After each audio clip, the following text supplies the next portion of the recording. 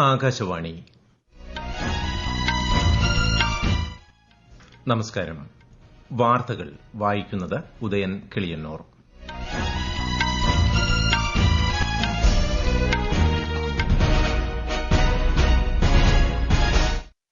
പ്രധാന വാർത്തകൾ.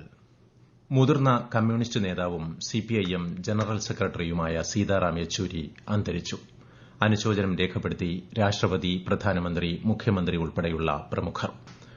വ്യോമയാന മേഖലയുടെ മികച്ച ഭാവി രൂപീകരിക്കുക എന്നത് ലോകരാഷ്ട്രങ്ങളുടെ കൂട്ടായ ഉത്തരവാദിത്തമാണെന്ന് പ്രധാനമന്ത്രി നരേന്ദ്രമോദി. ലോകത്തെ വിവിധ സാമ്പത്തിക ശക്തികളെ ബന്ധിപ്പിക്കുന്ന സാമ്പത്തിക ഇടനാഴി സൃഷ്ടിക്കാനുള്ള ശ്രമം ഊർജിതമാക്കണമെന്ന് വിദേശകാര്യമന്ത്രി എസ് ജയശങ്കർ. സംസ്ഥാനങ്ങൾക്ക് കൂടുതൽ നികുതി വിഹിതം നൽകാൻ കേന്ദ്രം തയ്യാറാകണമെന്ന് ധനമന്ത്രിമാരുടെ കോൺക്ലേവിൽ മുഖ്യമന്ത്രി പിണറായി വിജയൻ. ജൈവ സാങ്കേതിക വിദ്യയിൽ അധിഷ്ഠിതമായ കാലഘട്ടത്തിലാണ് ഇന്ത്യ തുടക്കമിടുന്നതെന്ന് കേന്ദ്ര സഹമന്ത്രി ജിതേന്ദ്ര സിംഗ്. പുരുഷന്മാരുടെ ഏഷ്യൻ ചാമ്പ്യൻസ് ട്രോഫി ഹോക്കി ടൂർണമെന്റിൽ കൊറിയയ്ക്കെതിരെ ഇന്ത്യയ്ക്ക് ജയം. വാർത്തകൾ വിശദമായി. മുതിർന്ന കമ്മ്യൂണിസ്റ്റ് നേതാവും സിപിഐഎം ജനറൽ സെക്രട്ടറിയുമായ സീതാറാം യെച്ചൂരി അന്തരിച്ചു. 72 വയസ്സായിരുന്നു. ശ്വാസകോശ സംബന്ധമായ അസുഖത്തെ തുടർന്ന് ഡൽഹിയിൽ എയിംസിൽ ഏറെ നാളായി ചികിത്സയിലായിരുന്നു അദ്ദേഹം. ഭൌതിക ശരീരം ന്യൂഡൽഹിയിലെ എകെജി ഭവനിൽ മറ്റന്നാൾ പൊതുദർശനത്തിന് വയ്ക്കും. തുടർന്ന് അദ്ദേഹത്തിന്റെ ആഗ്രഹപ്രകാരം ഭൌതിക ശരീരം മെഡിക്കൽ പഠനത്തിനായി എയിംസിന് കൈമാറും. സജീവവും സവിശേഷവുമായ ഇടപെടലുകളിലൂടെ ഏറെക്കാലമായി ഇന്ത്യൻ രാഷ്ട്രീയത്തിൽ നിർണായക സാന്നിധ്യമായിരുന്നു സീതാറാം യെച്ചൂരി. 2005 മുതൽ 2017 വരെ ബംഗാളിൽ നിന്നുള്ള രാജ്യസഭാംഗമായിരുന്നു. നിരവധി ജനകീയ വിഷയങ്ങൾ ശ്രദ്ധേയമാം വിധം പാർലമെന്റിൽ ഉയർത്തിക്കാട്ടിയിട്ടുണ്ട്. ഒരു റിപ്പോർട്ട്.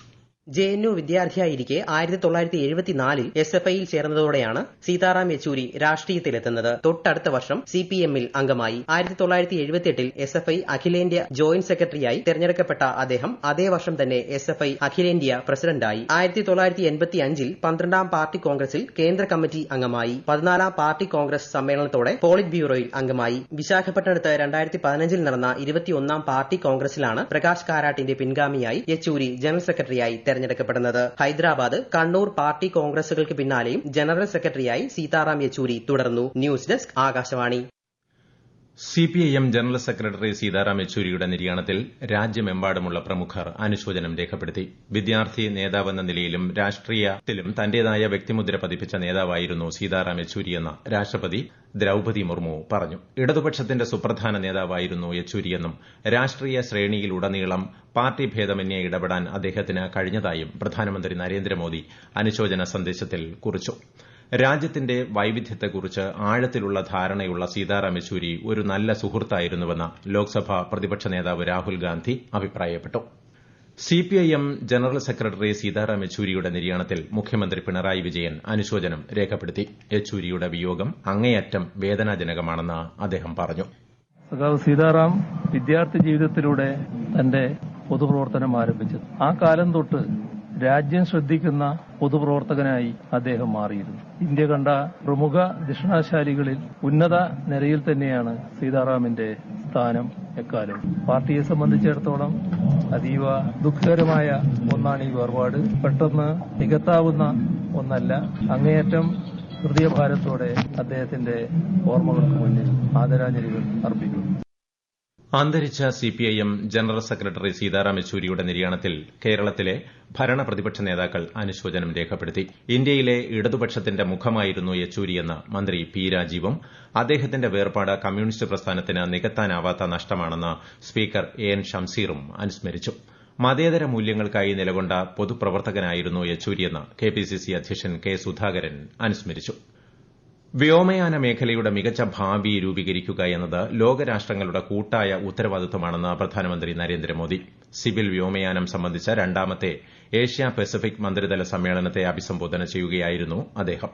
വ്യോമയാന രംഗത്തെ അടിസ്ഥാന സൌകര്യം മെച്ചപ്പെടുത്തി പുതിയ ഉയരങ്ങളിൽ എത്തിക്കുന്നതിനുള്ള മാർഗ്ഗരേഖയായ ഡൽഹി പ്രഖ്യാപനം മേഖലയിൽ സുസ്ഥിര വളർച്ച ഉറപ്പുവരുത്തുമെന്ന് പ്രധാനമന്ത്രി പറഞ്ഞു.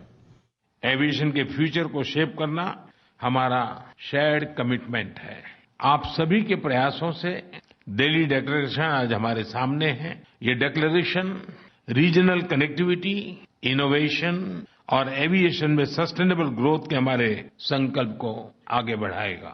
मुझे भरोसा कि हर पॉइंट पर तेजी से एक्शन होगा। ये डिक्लेरेशन को हम जमीन पर उतार पाएंगे और एक सामूहिक शक्ति से नई ऊंचाइयों को हम पार करेंगे। ICAOയുടെ 80 വർഷത്തെ സ്മരണയ്ക്കായി 80,000 മരങ്ങൾ നട്ടുപിടിപ്പിക്കുമെന്ന് പ്രധാനമന്ത്രി നേരത്തെ സമ്മേളനത്തിൽ പ്രഖ്യാപിച്ചിരുന്നു.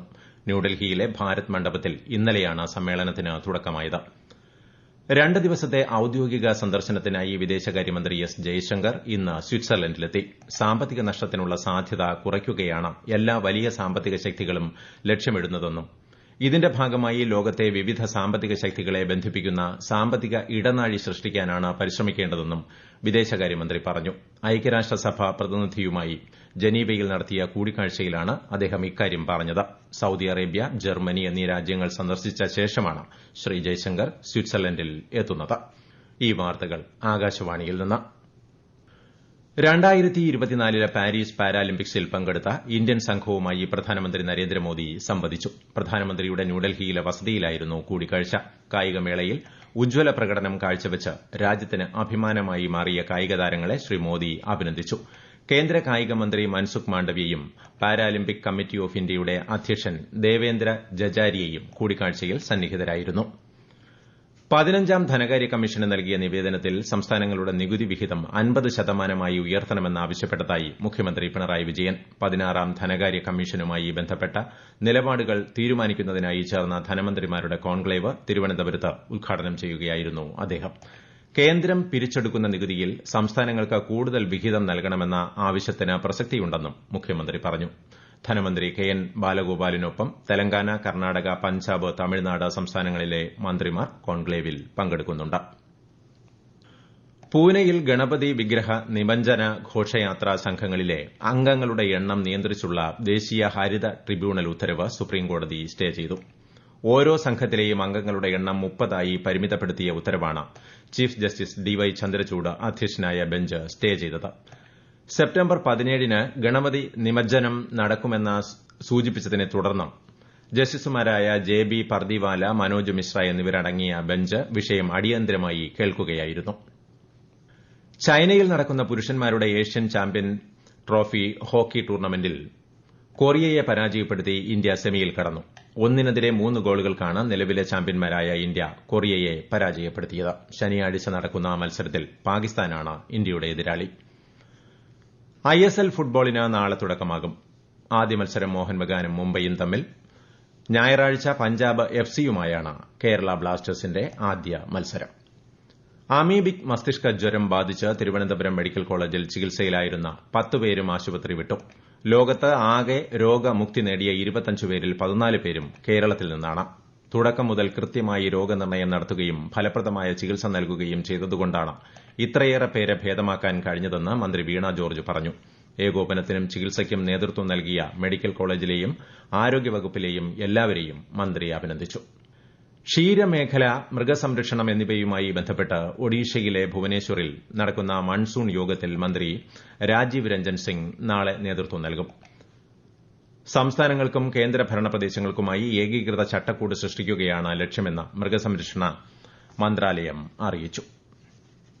ജൈവ സാങ്കേതിക വിദ്യയിൽ അധിഷ്ഠിതമായ മുന്നേറ്റത്തിന്റെ കാലഘട്ടത്തിനാണ് ഇന്ത്യ തുടക്കമിടുന്നതെന്ന് കേന്ദ്ര സഹമന്ത്രി ജിതേന്ദ്ര സിംഗ്. ന്യൂഡൽഹിയിലെ ഭാരത് മണ്ഡപത്തിൽ ഗ്ലോബൽ ബയോ ഇന്ത്യ 2024നെ അഭിസംബോധന ചെയ്യുകയായിരുന്നു അദ്ദേഹം. മന്ത്രാലയങ്ങൾ, സംസ്ഥാന സർക്കാരുകൾ, സ്റ്റാർട്ടപ്പുകൾ, ഗവേഷകർ തുടങ്ങി വിവിധ മേഖലയിലുള്ളവരുടെ വ്യവസായ ശൃംഖല ഒരുക്കാൻ ഗ്ലോബൽ ബയോ ഇന്ത്യ പരിപാടിക്ക് കഴിയുമെന്നും കേന്ദ്രമന്ത്രി പറഞ്ഞു. പ്രധാന വാർത്തകൾ വീണ്ടും. മുതിർന്ന കമ്മ്യൂണിസ്റ്റ് നേതാവും CPIM ജനറൽ സെക്രട്ടറിയുമായ സീതാറാം യെച്ചൂരി അന്തരിച്ചു. അനുശോചനം രേഖപ്പെടുത്തി രാഷ്ട്രപതി, പ്രധാനമന്ത്രി, മുഖ്യമന്ത്രി ഉൾപ്പെടെയുള്ള പ്രമുഖർ. വ്യോമമേഖലയുടെ മികച്ച ഭാവി രൂപീകരിക്കുക എന്നത് ലോകരാഷ്ട്രങ്ങളുടെ കൂട്ടായ ഉത്തരവാദിത്വമാണെന്ന് പ്രധാനമന്ത്രി നരേന്ദ്രമോദി. ലോകത്തെ വിവിധ സാമ്പത്തിക ശക്തികളെ ബന്ധിപ്പിക്കുന്ന സാമ്പത്തിക ഇടനാഴി സൃഷ്ടിക്കാനുള്ള ശ്രമം സജീവമാക്കണമെന്ന് വിദേശകാര്യ മന്ത്രി എസ് ജയശങ്കർ. സംസ്ഥാനങ്ങൾക്ക് കൂടുതൽ നികുതി വിഹിതം നൽകാൻ കേന്ദ്രം തയ്യാറാകണമെന്ന് ധനമന്ത്രിമാരുടെ കോൺക്ലേവിൽ മുഖ്യമന്ത്രി പിണറായി വിജയൻ. ജൈവ സാങ്കേതിക വിദ്യയിൽ അധിഷ്ഠിതമായ കാലഘട്ടത്തിനാണ് ഇന്ത്യ തുടക്കമിടുന്നതെന്ന് കേന്ദ്ര സഹമന്ത്രി ജിതേന്ദ്ര സിംഗ്. പുരുഷന്മാരുടെ ഏഷ്യൻ ചാമ്പ്യൻസ് ട്രോഫി ഹോക്കി ടൂർണമെന്റിൽ കൊറിയയ്ക്കെതിരെ ഇന്ത്യയ്ക്ക് ജയം. വാർത്തകൾ കഴിഞ്ഞു. അടുത്ത വാർത്താ പ്രക്ഷേപണം 8:35-ന്.